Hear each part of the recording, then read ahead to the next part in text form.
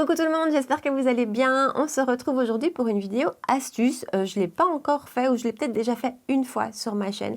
Mais donc aujourd'hui, je condense avec vous toutes les astuces que j'utilise vraiment au quotidien. Alors, ce n'est pas des astuces que j'ai inventées, c'est des astuces que j'ai récoltées au fur et à mesure de mes années de make-up addiction sur YouTube ou sur les réseaux sociaux. Et que finalement, j'utilise dans mon quotidien et qui, je trouve, font vraiment la différence. Voilà, il y a des choses qui vont peut-être vous paraître évidentes, essentiel, peut-être pas pour tout le monde. Il y a aussi des astuces spéciales pour les peaux grasses. Vous savez que j'ai la peau très grasse et il y a des petits trucs comme ça qu'on peut faire et qui changent vraiment la donne. Donc voilà, aujourd'hui c'est un concentré de mes astuces make-up, applications et pas que non plus. Il y a un petit peu de tout. Donc voilà, si vous avez envie de voir de quelles astuces je vais vous parler, comment je les mets en application, eh bien restez avec moi. Allez, c'est parti. Je vais essayer de vous montrer la plupart de mes astuces en action. Certaines non, mais voilà, je vais essayer quand même de vous donner un max d'infos de toute façon comme toujours. Ma première astuce qui peut franchement paraître évidente, mais elle est quand même ultra importante, c'est de bien préparer sa peau. Une peau qui n'a pas été correctement rafraîchie, qui n'a pas été correctement hydratée, ça va pas bien se comporter. Le make-up par-dessus va beaucoup moins bien s'appliquer, va beaucoup moins bien tenir. C'est vraiment un essentiel, c'est d'appliquer autant de soins et autant d'attention à sa routine soins qu'à sa routine make-up. C'est vraiment aussi important l'un que l'autre. Moi perso, je vais pas vous parler de toute ma routine soins, je vais vous faire une autre vidéo. Vous avez été nombreuses à me le demander, donc il y a une vidéo routine soins qui va arriver. Mais en termes de crème de jour, qui est quand même une des dernières étapes du make-up avec le SPF, ça a quand même une grosse importance sur comment va se comporter le maquillage après. Si la crème de jour est plutôt très riche ou est plutôt au contraire avec un fini mat, le reste de la routine make-up va se comporter en fonction. Alors moi perso, j'ai deux crèmes de jour, une plutôt mat, alors c'est une de chez Kiko, je suis en train de l'utiliser, là ça fait quand même plusieurs semaines et je l'aime beaucoup. C'est la Sebo Balance Cream. Donc ça c'est vraiment c'est pas une crème, c'est un gel. Enfin c'est une crème de jour sous forme de gel. J'ai la peau grasse, donc c'est vraiment ce que je privilégie. C'est ce qui me fait le moins briller. Donc j'utilise celle-là quand je sais que les fonds de teint que je vais utiliser par la suite ou la base seront plutôt lumineux ou hydratants ou ce genre de choses. Si je veux faire un total mat, je vais pas aller vers cette crème de jour là. Je vais aller vers une crème plutôt lumineuse ou en tout cas qui n'a pas ce fini mat, pas trop riche non plus, de nouveau j'ai la peau grasse et donc pour le moment j'utilise la Magic Cream Light de chez Charlotte Tilbury, c'est la petite bouteille parce qu'elle coûte un bras, donc j'avais acheté la petite version, elle est très chouette.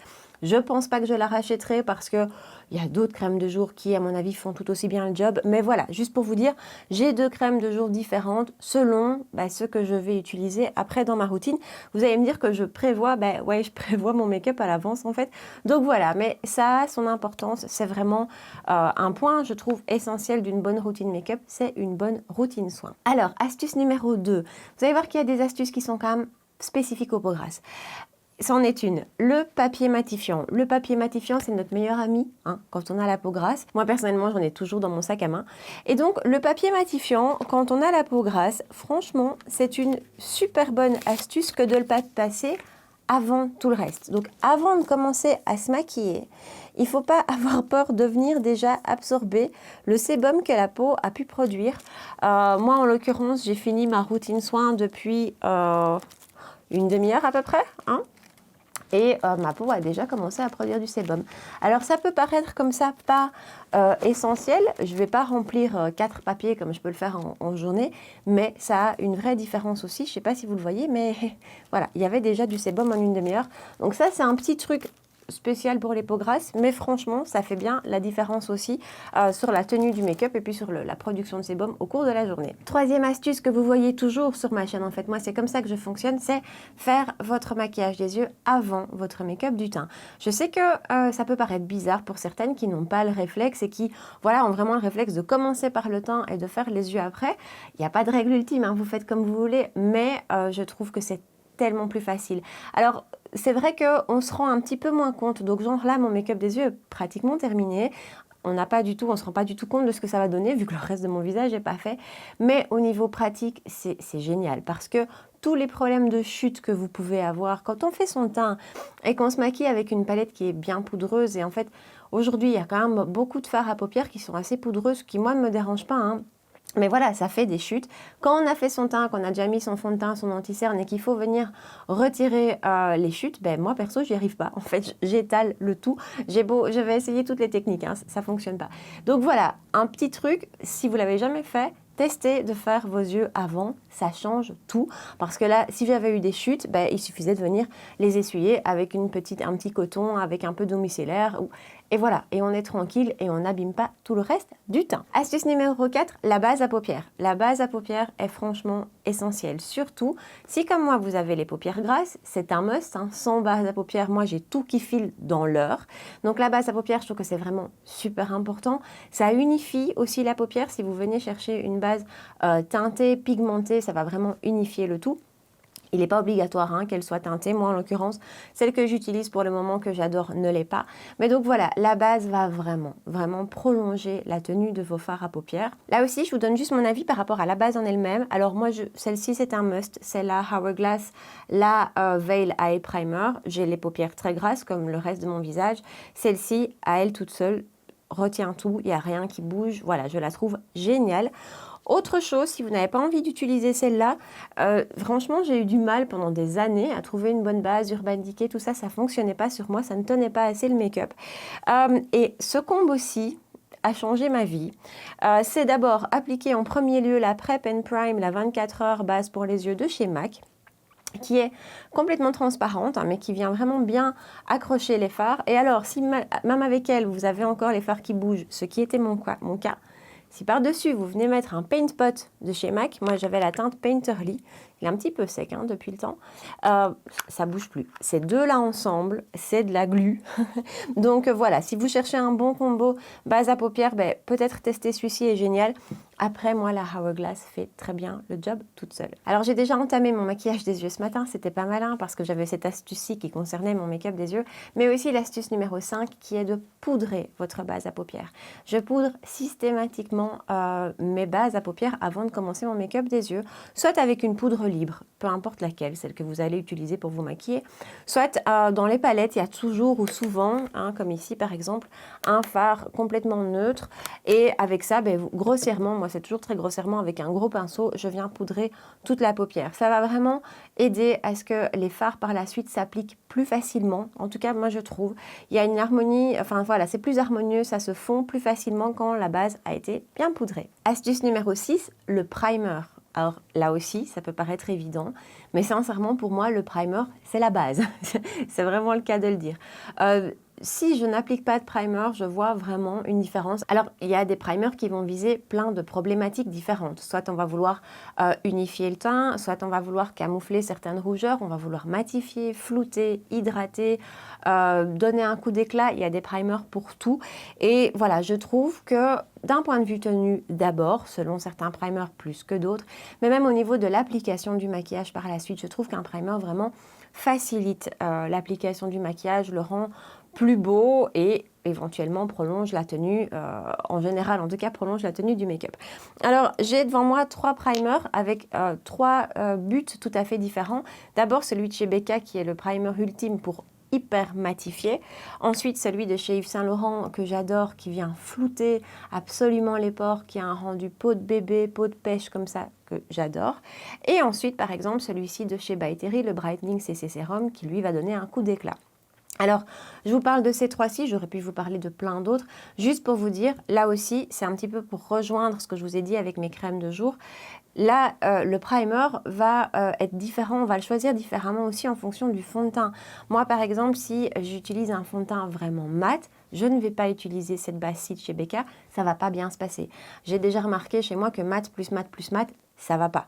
Il faut un petit peu, je trouve, équilibrer. Donc, si on a quelque chose de vraiment mat, je vais plutôt aller vers une base, par exemple, lumineuse ou hydratante ou éventuellement floutante. Donc, voilà, en fonction du fond de teint qu'on va utiliser, moi, en tout cas, je vais adapter ma base aussi. Du coup, on va enfin commencer à se maquiller ensemble.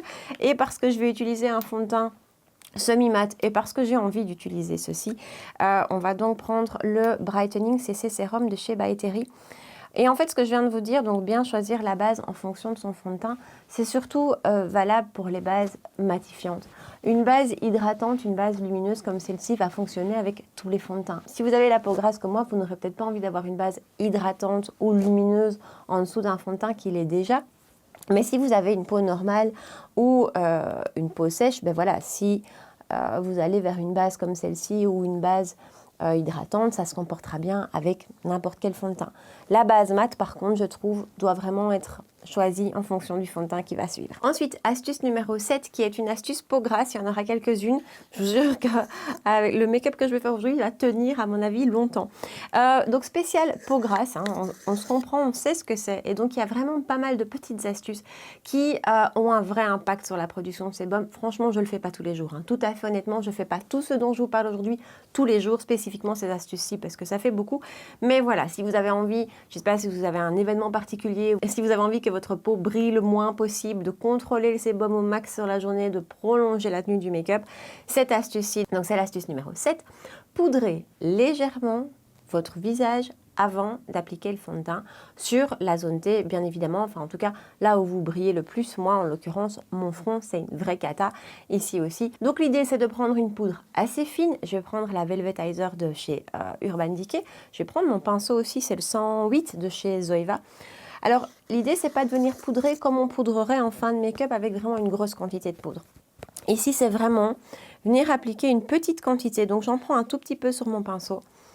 Je secoue l'excédent et je viens juste la passer sur, je vous dis, ma zone à problème, qui est ici ma zone T.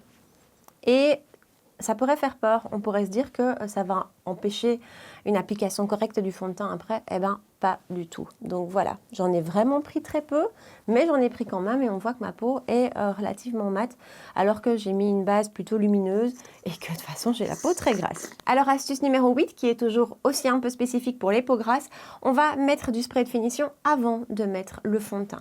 Je vais utiliser celui de chez Charlotte Tilbury, le Airbrush Flawless Setting Spray.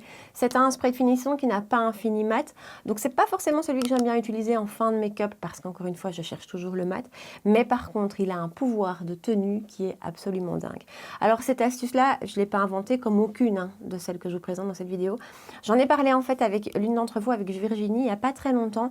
J'avais déjà fait ça il y a vraiment très longtemps, en cherchant justement à l'époque où je cherchais des astuces make-up, mais en fait je ne l'avais jamais reproduit. Et donc on en a reparlé avec Virginie qui a une peau comme la mienne, et donc j'ai recommencé à faire ça, et je dois dire que franchement, au niveau tenue du maquillage, c'est juste génial. Donc, rien de sorcier, je prends mon spray et je spray.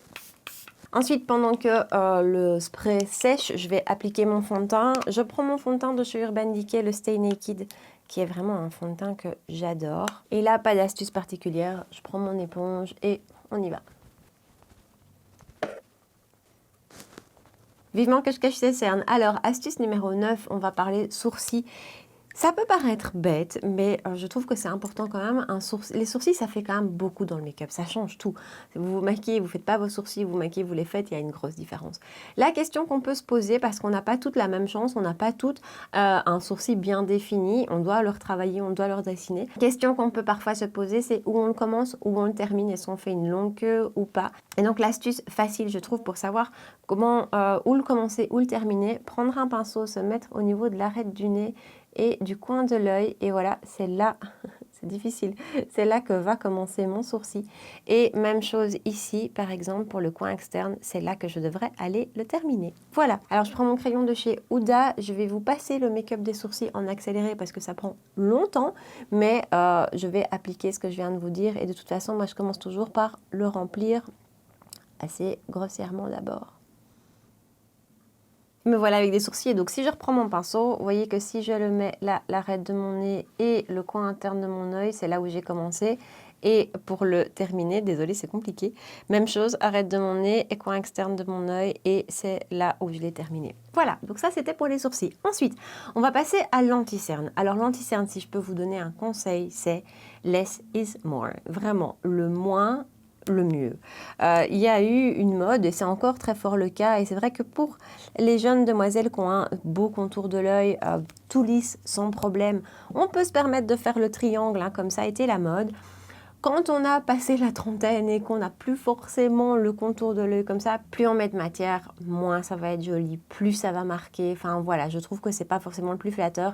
Il vaut mieux commencer avec un petit peu de matière, venir en rajouter si nécessaire. Après, vos anti-cernes, vous allez commencer à les connaître, à vous habituer et à savoir quelle quantité pour quel anti-cerne est nécessaire ici. Donc j'ai utilisé celui de chez Urban Decay qui va avec le fond de teint que j'adore aussi. Et c'est déjà largement assez et donc je l'applique à l'éponge parce que ça dépend, que ce soit à l'éponge ou au pinceau, j'aime bien les deux. Pour le moment, je suis plutôt éponge. Mais voilà, l'idée, c'est vraiment pas trop de matière. Et voilà, ça c'était l'astuce numéro 10. Astuce numéro 11, on va rester sur l'anti-cerne. Et là, ça va être une astuce pour fixer l'anti-cerne, mais pas avec une poudre. Vous savez que moi, j'essaye d'éviter. Voilà, c'est pas forcément ce que je préfère, poudrer mon anti-cerne à la poudre. Poudrer mon anti-cerne à la poudre, oui. Fixer mon anti-cerne à la poudre. Donc souvent, d'ailleurs, je ne le fixe pas, je ne poudre pas, mais une astuce qui fonctionne bien, l'éponge et le spray de finition. Et franchement, ça ne fait pas bouger. Enfin voilà, mon anti-cerne ne bouge pas et ça ne marque pas, ça ne vieillit pas comme peut le faire une poudre. Alors je ne fais pas ça tous les jours parce que j'ai pas non plus envie d'assécher ma peau. Voilà, mais un petit peu comme tout à l'heure, si j'ai vraiment envie que ça tienne très longtemps, ça peut être une astuce que je vais faire et quand j'ai pas envie de poudrer. Donc je prends mon éponge, c'est une autre. Je prends mon spray, je mets 2 coups. Et en fait, comme je viendrai appliquer mon anti-cerne, je viens juste passer mon éponge exactement au même endroit. Et ce qui est génial, je vous dis, c'est que ça ne marque pas, mais ça fixe. Et voilà, je vais vite terminer le make-up de mes yeux en faisant un ras de cils. J'utilise la Carly Bible d'ABH aujourd'hui. Et après, on passera à l'astuce suivante qui concernera les cils. A tout de suite. Astuce numéro 12, on va parler des cils. Alors, c'est une bête chose, mais ça fait toute la différence. Investir dans un bon recourbe-cils. J'utilisais avant des bêtes recourbe-cils qui me coûtaient peut-être 3, 4, 5 euros. Je me disais, un recourbe-cils, c'est un recourbe-cils. Enfin, je veux dire, ça fait le job. Eh ben, pas du tout. Sincèrement, investir dans un bon recourbe-cils, ça change absolument tout. Enfin voilà, de plusieurs points de vue, que ce soit pour la courbure du cil en lui-même ou pour la tenue de la courbure, vraiment, ça fait la grosse différence. Moi, j'utilise celui de chez Laura Mercier, j'en suis enchantée. Il paraît que le Shiseido est efficace aussi, enfin, il doit y en avoir plusieurs. Le Laura Mercier est top. Et donc voilà, ça fait vraiment une grosse différence. Et je recourbe mes cils. C'est un petit peu un instrument de torture. Hein. Alors, les cils recourbés, on va appliquer le mascara et on passe à l'astuce numéro 13. Comment appliquer du mascara sans en avoir qui vient taper sur le haut de la paupière, ce qui, moi, était systématique avant. Je venais, et encore, j'ai pas des très longs cils, je venais mettre mon mascara et j'allais toujours taper de l'autre côté, enfin sur la paupière, c'est hyper énervant. Donc l'astuce pour ça, c'est de regarder vers le bas, mais vraiment vers le bas, absolument comme ça. Donc moi ce que je fais, c'est que j'ai un petit miroir comme ça, maintenant ça peut être n'importe quel miroir. Je prends mon mascara, c'est le Lash Idol de chez Lancôme, et donc je mets mon petit miroir vraiment comme ça, et je regarde complètement vers le bas. C'est pas très flatteur, mais je vous assure que comme ça, on ne fait pas de taches de mascara. Et voilà, mascara appliqué et ben voilà, j'ai pas fait de tache, j'ai pas fait de coup parce que j'ai vraiment regardé vers le bas. Astuce numéro 14, si justement vous venez faire un coup de mascara, parce que ça arrive quand même, ça m'arrive encore, hein, faut pas croire, même parfois en faisant les cils du bas, avoir toujours un goupillon propre dans son petit kit make-up là, avoir toujours un petit goupillon comme ça propre, laisser sécher le mascara au plus longtemps possible, vraiment qu'il devienne complètement sec et à ce moment-là vous grattez avec le goupillon. C'est pas très agréable de sentir le grattement sur la peau, mais par contre ça va vraiment faire partir sans étaler la matière et sans retirer ce qui est en dessous. Donc voilà, vraiment venir gratter, c'était l'astuce numéro 14. Alors on va parler maintenant produits crème. Vous savez que j'adore les produits crème, on en voit quand même de plus en plus, mais parfois ça fait un petit peu peur, l'application, comment, quand, à quel moment. Donc on va parler produits crème. Première chose, si vous pouvez éviter de poudrer le teint avant de faire les produits crème, ben c'est bien aussi. Maintenant, moi perso, j'ai tellement l'habitude de poudrer mon teint à ce moment-ci que je le fais super souvent et qu'après je me dis flûte, je voulais mettre un bronzer crème. C'est pas grave, franchement, voilà, moi j'ai pas de souci avec ça. Je rencontre rarement des problèmes. En fait, ce qui importe, je trouve, c'est comment on va appliquer les produits par la suite. Et donc, l'astuce numéro 15 va concerner un bronzer ou un contour. On va faire contour, en l'occurrence ici, crème. Comme celui-ci, par exemple. Celui-ci de chez Fenty Beauty, ce sont les Match Sticks et j'ai donc la teinte Amber. C'est un produit que j'ai gardé dans mes tiroirs pendant super longtemps parce que je trouve qu'il était difficile à appliquer. Voilà, j'ai beaucoup de produits crème que j'utilise souvent, mais celui-ci particulièrement, je le trouvais sec et pas facile. Alors, ce que je vous conseille, mon astuce, c'est de ne jamais venir avec le stick comme ça et de venir le glisser sur la peau. Ça risque de faire déplacer la matière et je trouve que ça va être plus difficile à estomper. Il va vraiment se mettre en place, surtout celui-ci qui a une texture qui se fige assez vite. Il va être difficile à estomper, il va vite rester comme une barre, pas être très joli. Ce que je vous conseille, c'est de prendre votre pinceau, ici c'est celui de chez Real Techniques, c'est le Face Brush je pense, Expert Face Brush, et de venir chercher la matière sur le stick. Et c'est valable pour tout, que ce soit du contour, du bronzer, peu importe. Venez chercher votre matière comme ça et après, vous l'appliquez, vous l'estompez et vous n'aurez pas de souci de produits difficiles à estomper ou de produits qui déplacent ce qu'on a en dessous parce qu'on n'est pas venu tirer la matière. On vient vraiment la chercher sur le pinceau et après, on va construire ce qu'on veut. Voilà, et ensuite on va passer à l'astuce numéro 16, toujours en continuant avec un bronzer crème, c'est celui de chez Stila. Mon astuce numéro 16, c'est si vous avez un bronzer trop chaud, que ce soit un crème ou un poudre, peu importe, mais un bronzer trop chaud, n'hésitez pas à venir le refroidir en dessous. Alors ça paraît comme ça évident, mais moi il y a toute une série de bronzers que je n'utilisais moins parce que je les trouvais trop chauds, trop orangés. Et une fois que j'applique en dessous une teinte un peu plus contour, eh bien, ça change vraiment la donne et je les trouve vraiment plus portables. Donc voilà, n'hésitez pas. Alors après, ma routine make-up dure des heures, on est d'accord. On n'a peut-être pas envie de faire tout ça tous les matins. Je ne dis pas qu'il faut tout faire, mais n'hésitez jamais à combiner les produits. On n'est pas obligé d'utiliser un seul bronzer ni un seul primer. Donc voilà, moi en l'occurrence, les bronzers chauds, j'aime bien les mélanger avec un contour plus froid. Si je parle de produits crème, ben ça va être ce que j'ai fait aujourd'hui. Donc le Match Sticks Amber de chez Fenty. Et si on parle de produits poudre, ma poudre contour que j'adore, c'est celle de chez Kevyn Aucoin qui se présente comme ceci que j'ai en teinte light. Vous voyez, elle est franchement aimée.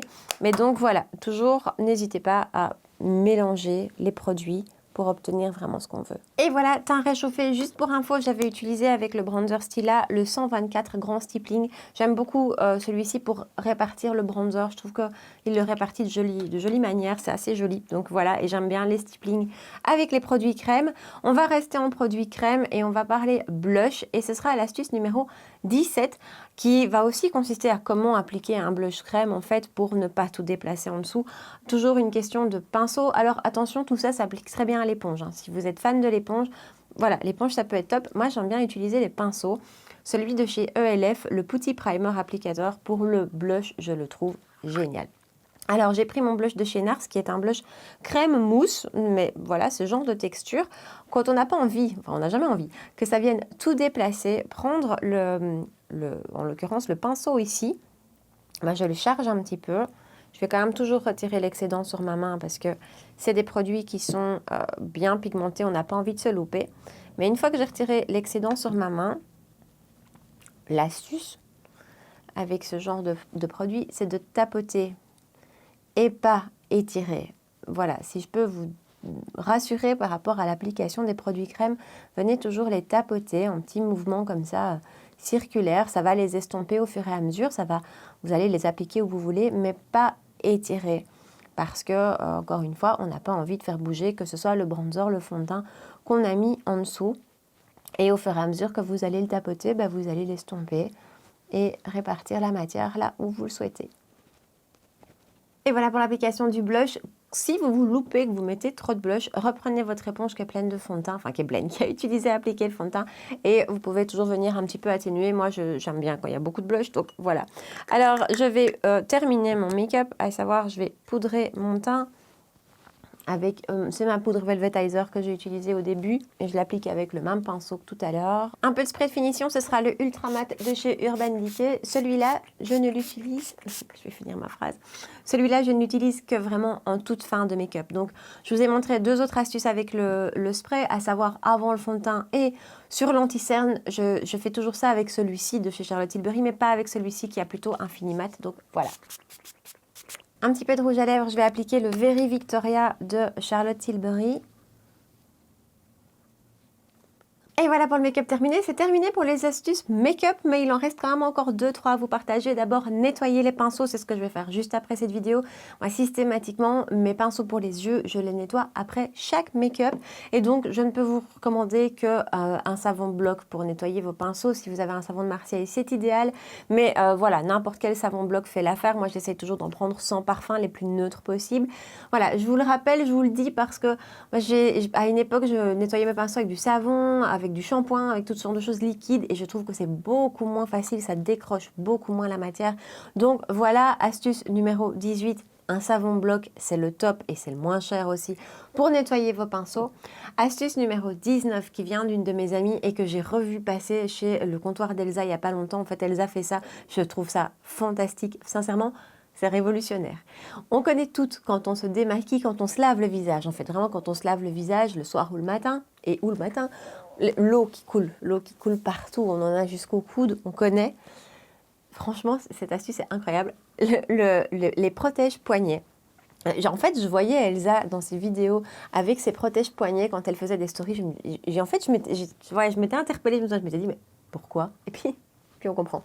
C'est génial. Donc, vous mettez vos protège-poignets et toute l'eau qui va tomber, enfin, qui va couler quand vous allez vous rincer le visage va être stoppée par les protège-poignets. C'est génial. Donc voilà, c'était l'astuce numéro 19. Et l'astuce numéro 20, qui n'en est pas une, c'est faites-vous plaisir. Il n'y a pas de règle en make-up. On fait ce qu'on veut, on se fait plaisir. C'est vraiment l'essentiel. C'est prendre son bon moment à soi le matin ou à un autre moment de la journée d'ailleurs. Mais voilà, c'est prendre du bon moment. Il n'y a pas de règle ultime. On utilise les pinceaux comme on a envie. On se maquille comme on a envie. Donc voilà, l'idée aujourd'hui, c'était juste de vous donner des petits tips, des petites astuces qui parfois changent la donne et facilite le quotidien où voilà, on se pose certaines questions et ça paraît plus clair. Donc voilà, mais l'idée de l'astuce numéro 20, c'est faites-vous plaisir. Et voilà pour ma vidéo astuce. J'espère que ça vous a plu, j'espère que le thème vous a plu et j'espère parmi les 20 astuces que je vous ai données, qu'il y en a une ou deux qui pourront peut-être vous aider ou que vous ne connaissiez pas. Enfin voilà, j'espère que cette vidéo vous a été utile. Laissez-moi ici en bas dans les commentaires, dites-moi quelles sont les astuces qu'on partage et aussi si vous en avez des astuces que je ne connais pas, des super trucs, n'hésitez pas à me le laisser ici en bas. C'est toujours super intéressant et je suis sûre que ça intéressera toute la communauté qui se retrouve dans les commentaires. On se retrouve aussi sur Instagram pour papoter make-up ensemble. Si vous avez passé un bon moment avec moi, n'hésitez pas à me laisser un petit pouce bleu sur la vidéo et à vous abonner à ma chaîne. On se retrouve 2 fois par semaine pour des vidéos make-up les mercredis et les dimanches. Voilà. En attendant, je vous souhaite une super belle soirée et je vous dis à très bientôt. Ciao!